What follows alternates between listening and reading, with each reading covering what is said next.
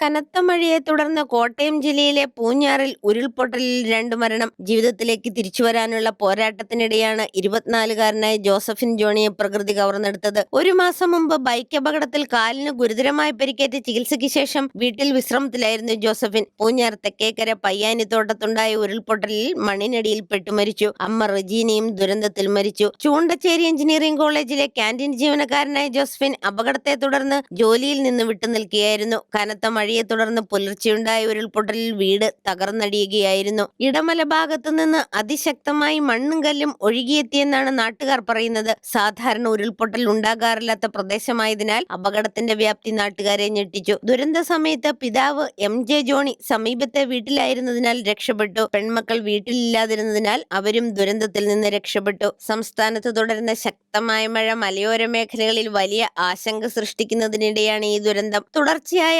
അതിശക്തമായ മഴയെ തുടർന്ന് കോട്ടയത്തിന്റെ കിഴക്കൻ മലയോര മേഖലകളിൽ വ്യാപക നാശനഷ്ടമാണ് റിപ്പോർട്ട് ചെയ്യുന്നത്. പലയിടങ്ങളിലും മണ്ണിടിച്ചിലും മരങ്ങൾ കടപുഴകി വീണതും ഗതാഗതം തടസ്സപ്പെടാൻ കാരണമായി. ദുരന്ത സാധ്യത നിലനിൽക്കുന്നതിനാൽ അപകട സാധ്യതയുള്ള മേഖലകളിൽ നിന്ന് ആളുകളെ സുരക്ഷിത സ്ഥലങ്ങളിലേക്ക് മാറ്റാനുള്ള നടപടികളും പുരോഗമിക്കുകയാണ്. അഗ്നിരക്ഷാസേന, പോലീസ്, തദ്ദേശവാസികൾ എന്നിവരുടെ നേതൃത്വത്തിലാണ് രക്ഷാപ്രവർത്തനം നടക്കുന്നത്. മഴ തുടരുന്നതിനാൽ മണ്ണിടിച്ചിലിന് സാധ്യതയുണ്ടെന്നും അതീവ ജാഗ്രത പാലിക്കണമെന്നും അധികൃതർ മുന്നറിയിപ്പ് നൽകിയിട്ടുണ്ട്. സംസ്ഥാനത്ത് ശക്തമായ മഴ തുടരുമെന്ന കാലാവസ്ഥാ വകുപ്പിന്റെ മുന്നറിയിപ്പിന്റെ പശ്ചാത്തലത്തിൽ മലയോര മേഖലയിലുള്ളവർ അനാവശ്യ യാത്രകൾ ഒഴിവാക്കണമെന്നും അധികൃതർ മുന്നറിയിപ്പ് നൽകി. News desk Shekinah news.